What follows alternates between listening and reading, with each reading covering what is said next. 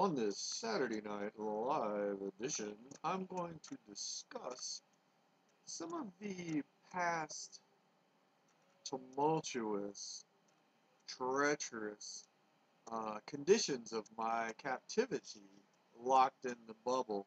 Just for the record here, and I'll skip around just so I could identify. One of the most prevalent times was when I was living in the Ben and Jerry's, literally. After I got stabbed 3 times, 3 nights in a row. I mean, not bad stabs, but there was a cut on my arm, a cut under my eye, and then a cut on my eyelid 3 different nights in a row. So I usually take that as a hint. Something's. Um, so I ended up sleeping in the back of the Ben and Jerry's, and it wasn't bad, to be quite honest with you. It was actually better than my car because I could actually lay down flat on a board. It was about a 6 foot by 4 foot across plywood board with it was just a storage area, and I had a down comforter and a pillow that I brought in there that I kept in a box up in the shelf at night. So at the end I'd turn off all the lights in the back of the store because there were video cameras that the owner could watch. And I don't know what he was thinking. I actually think it would be an interesting Warhol sort of experiment. Hopefully those videotapes from all that time are somewhere on there. But you couldn't really see anything except the echo. So I would usually go to the store, City Market, get something to eat, come back. We had like an oven sort of thing, so I could do a pizza or just some sort of thing to eat. So I'd turn off all the lights, usually put on a movie, because I would either get one from Netflix or there was Redbox or there were video stores around. So I rented a lot of discs, and I rewatched them a lot of times. So I'd lay there up underneath there was hundreds, thousands and thousands of cups above. I had like 4 feet or 3 feet above my head. I'd pull all the boxes out, put them someplace, then lay there and watch a movie. It was usually 10 or 11 at night, and then I'd fall asleep. It was kind of agonizing. Literally, just the loneliness of it was mentally, it was pretty fucked up, to be honest with you. I could remember some strange things. Well, the one good thing was I could have ice cream in the middle of the night. That was nice. But I would go to occasionally. I'd go out to Eric's and have a cigarette and a beer or something. But I just never could. I talked to a lot of people in Aspen, but they were just. I don't know if it's just they weren't very conducive to friends, or I don't know. I have no idea what was going on. It was really strange. But it wasn't as bad as like when you sleep in your car, you just drive around. A lot of my day was spent at coffee shops because you can stay there a long time for cheap. And so I would drive around, and then the part about finding a place to stay, because a lot of times in the middle of the night, a cop will drive up and look in cars and knock on the windows. So you have to go drive around when you're half asleep finding them. And what I would do was to save money because I didn't have a place to live. I had some money from certain jobs saved, but I didn't have any really where to go. And I was looking, but I don't know. I just couldn't find anything, or didn't. I never had any. I've never had any. I don't know. So it would be like I would stay out all night, then go into a hotel at 12 the next day, take a nap, get up, do something, and then have a night's sleep, and then the next night, every other night, sleep out. But then there were periods where I slept out in the car for like 2 weeks at a time. There were 2 weeks after I got evicted from my hotel in or my apartment in New Orleans. I went and borrowed a tent. I had one paycheck coming. I just wasn't making enough money to survive, and I got laid off from one of my jobs. And so I was like, I don't even know what to do. And So I basically, there was a park, I looked on a map, it was a park in Mississippi in Hancock County, and I used to go over there, and I would drive out there. I set up a tent, and I stayed out there for about 2 weeks. I had a fishing pole, caught a few fish. There was near a pond, but basically would just go into the town, get cheap eats and campfire. And that was actually, and I'd get a pint. Actually, I'd get a pint of whiskey or something like that every few days. And so that I can remember the roaring fire singing at the top of my voices, echoing through the really tall pine trees in southern Mississippi. 2 weeks in there, and then I ended up. That's when I drove to Dallas, stayed in that high rise for a while with my parents, then got thrown out of there, and then was living. I was in 2 weeks and living in Dallas in the street, and then finally went to San Angelo and had a place to get settled for a while. It's just a weird existence. I mean, I can't even explain it. I couldn't get off the ground. I was a skateboard, the S-Cat, the Southeastern cat board, or a kite, you know. But I was a stunted pygmy. I just am not allowed to grow. They would rather me die than grow. That's the impression I get. It's much more preferable for me to die for the mob than me to ever grow up. I'm just not allowed to. And it's all based on this actuarial tables and percentages. It's like, what symptoms would I have? What's the real effect of, it's these percentages, and then my automatic low roll. I automatically get about the worst you can get, that Omega Man. So I get just the worst bottom of the barrel sort of, it's the stacks deck of it all. So, I mean, but in Aspen, it was strange because I slept good there actually in the back of Ben and Jerry's for months and months. And it was weird because I had left my clothes there. I'd go back to the hostel occasionally but I didn't even really go back. I hated it so much. I really did. I hated the communal showers. I hated just being constantly on edge because when you're in a room, it was just weird. And who knows? I mean, I did meet some good people there. I'll be honest with you. I met a lot of nice, good people, but it was just too much for like months and months at a time being exposed like that. And so once I was into living in Ben and Jerry's, I would wake up in the morning during ski season, which a lot of this was during ski season. I think it started in fall and then worked into ski season. Then finally I got to move into my parents' place in like February, if I can remember correctly, because that's when they left. But yeah, I remember it, how weird it was to be in. I got invited over for a Christmas Eve dinner. I had money. The problem was I just couldn't find an apartment at the time. It was weird because I was looking in the papers and I didn't really know anybody. And nobody was helping me at all. I don't know what anybody thought or knew what was going on. All this time I was writing letters to the media and to different. I'd wake up in the middle of the night in like a panic and write a letter to the United Nations, or I'd write letters to Interpol, or I just didn't know what to do because I was just stuck here, unable. At least I had a job. I mean, and I was actually making decent money. And I had money to do things. It's just I didn't have, it was one of those things. It was so weird.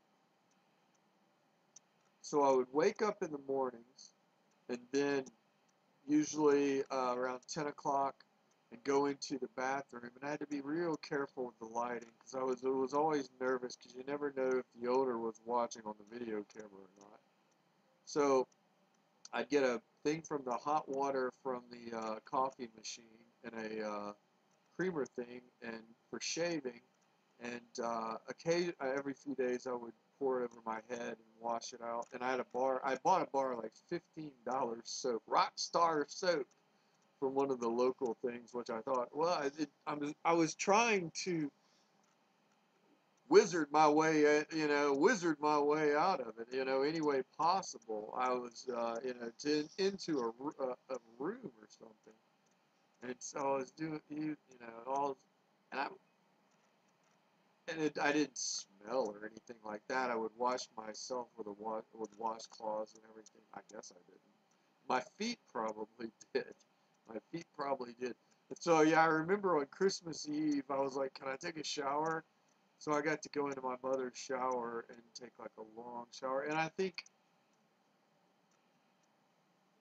I got invited to go and stay when they had guests. These people from San Angelo, they had guests over, and I went out for drinks with the girl, and I got to stay in the condo, and I ended up getting a copy of the key, and I would go over there and just hang out. It was like 6,000 square foot empty condo. I mean, huge, huge, 4 levels or something like that. And so I'd go, and I slept on the couch a lot of the time. It was this big sprawling thing, and I would just watch TV in there and hook up my internet and fall asleep on the couch. And I did have, I mean, it was, I would bring food over and warm it up and things like that. And I could take baths and showers. It did have jacuzzis. I remember because I got to take long jacuzzi baths, and that was so nice after not bathing for literally months and months at a time. And I'm going to skip back to some of the other time. Well, that was just, I mean, the isolation at night. Well, in the mornings, I would wake up at 10 or 11, 10 o'clock in the morning, 9 or 10. And luckily, I think Mike must have known because he didn't ever show up early in the morning, or thankfully he didn't. And so I'd go skiing. I skied almost every morning, 9 or 10 in the morning. I'd come back for 11, and I'd go for an hour and 2 hours, come back, open up the store. And then if I had somebody come in, I mean, it was really a great job. It's just I didn't have a lot of, I didn't have close friends. The only friends I had people I worked with, and that was about it. But I didn't really have a lot of friends in Aspen, and I didn't have a place to live until later. And yeah, it just got really, really strange. But it was like when I was living in New Orleans before. That was weird. I was living at first in an international hotel, and there were people I worked with who I hung out. That wasn't as bad as when I lived on St. Charles Avenue. I found an apartment, and it was just alone, alone, alone. I didn't have any real friends. There were occasionally people I would call, talk to on the phone every few days or something, but never anybody. No, I mean, it's weird because I'm not a strange person. I don't think I'm abnormally looking, yet I've never had people approach me. I've always had to, like, chase them down, that sort of mentality, or it's really weird. I don't understand it to a degree. But New Orleans, basically, I was drinking a bit more there. I was still I was so bored. I would get occasionally a 12-pack of Miller High Life at the K&B. I remember getting a 12-pack or at the Rite Aid. I don't remember if it was Rite Aid or K&B. But I lived on St. Charles. I lived right next to the Touro, which is the old synagogue hospital on St. Charles at Louisiana or Napoleon, I can't remember. And there was a bar that was about 2 blocks away that had dollar Coors or dollar beers on Saturday night or a few nights a week.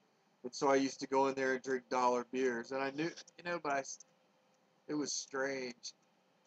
And I just didn't have, I'd go in there, I'd meet people occasionally, and it got kind of crowded, and it was really weird. Or but most of the time, I would spend a lot of time at the St. Charles Library, or in Audubon Park, or at coffee shops. I used to go to the CC's on Magazine Street. I'd go to those coffee shops, or to Maple Street.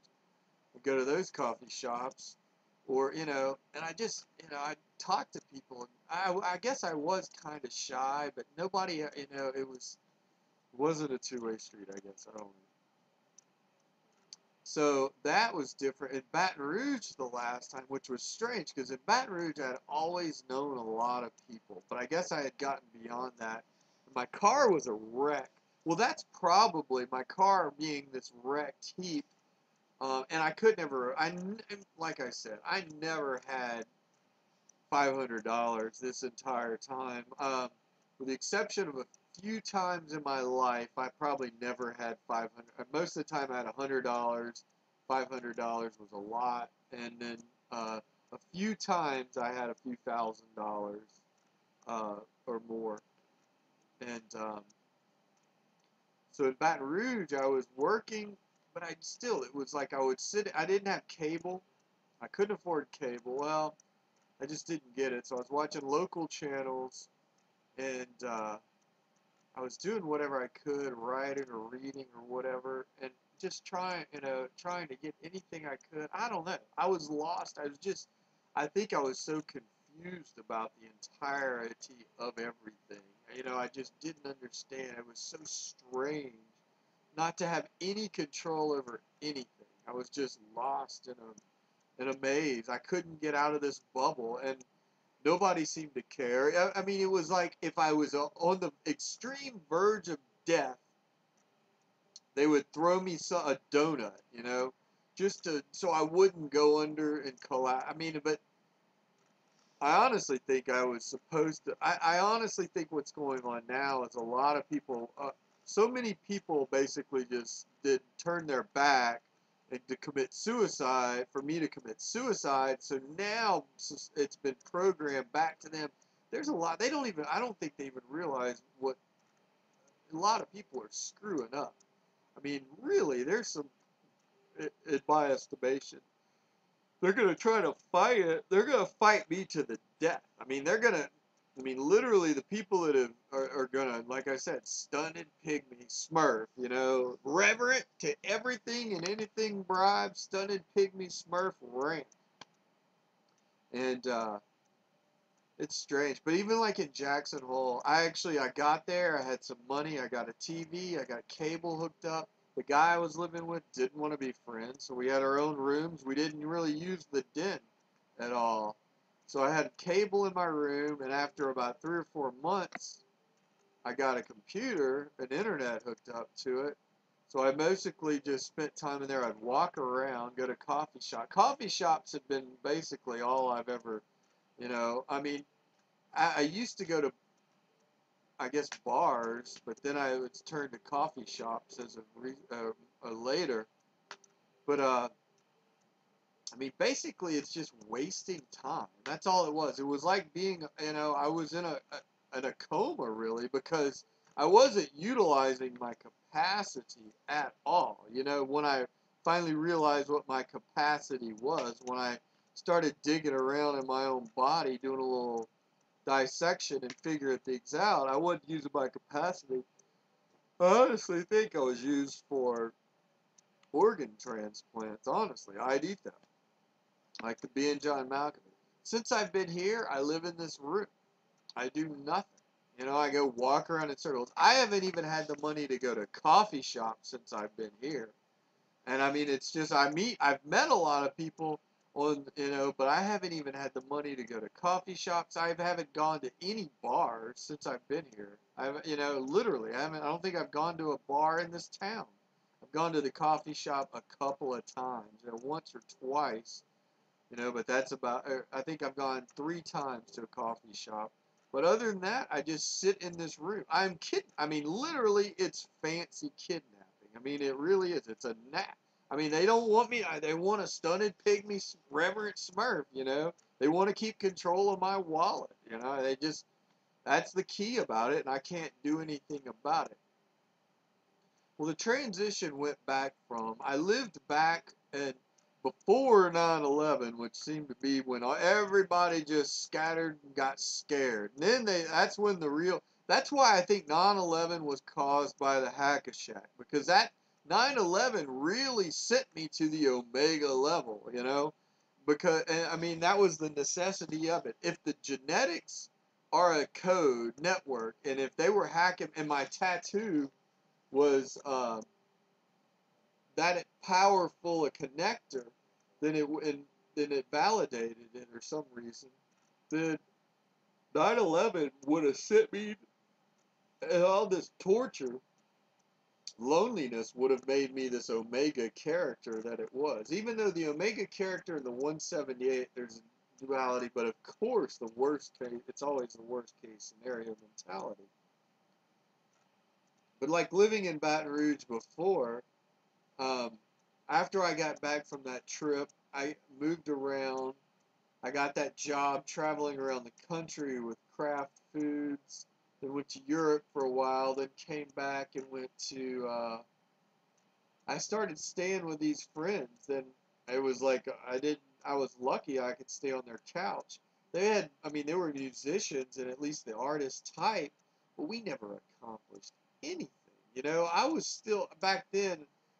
I was the novice as far as the arts back then. I had read a good amount, but I was still the novice comparatively towards these guys. And so I really but nobody did anything. I mean, really, there were some jam sessions, but nobody came up with a plan. It was just like we just sat around and did nothing, basically. We had a house, we had a bunch of equipment, you know, all kinds of computer and music equipment. We didn't really record anything, didn't get formulate any plans or get anything done. You know, I just couldn't get anything. I don't know. I had no. It's like I said. It just doesn't seem like anyone's ever had any sort of support capacity, or I don't understand it. I can, but now I've got grown, and it's just time. Time is worn on me. Now I am furious. I am absolutely just, and I mean I've probably sent 10,000 emails off, no, no, nothing accomplished. Now I've written on Facebook comments. Now I'm sending off Twitter to all these press organizations. You know, break the goddamn story so I can get a goddamn decent meal and hire some, you know, a lawyer or something to figure this out.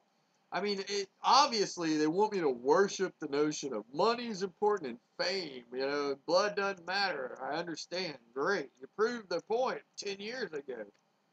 Well, I guess then when you're using my blood in the system, then it does matter. So that's why you won't let me go. So the it just doesn't make any sense as far as why the story hasn't broken, because there is so much circumstance or synchronicity evidence. There's obviously something there, but I can't get anything. I can't do anything. You know, I mean, what a way. I mean, history. I mean, it's just I understand. I'm getting fucked really bad. I mean, it's gonna really hurt when if I ever do escape. I understand that even when I get older, I'm gonna look back and say, "Oh my, what a way!" I mean, and it's gonna be that's gonna be the eternal punked. You know, you understand punctuation. Ashton Kutcher was in the same fraternity as I was, that I was initiated. You talk about the ultimate punk when I'm just saying all this wasted time. I mean, if I ever escape, I mean, that's the key. I mean, I honestly don't know if I will ever escape. The media is obviously hiding the story. They're not going to do anything, and the law's crooked, you know? I mean, so what the fuck am I supposed to do?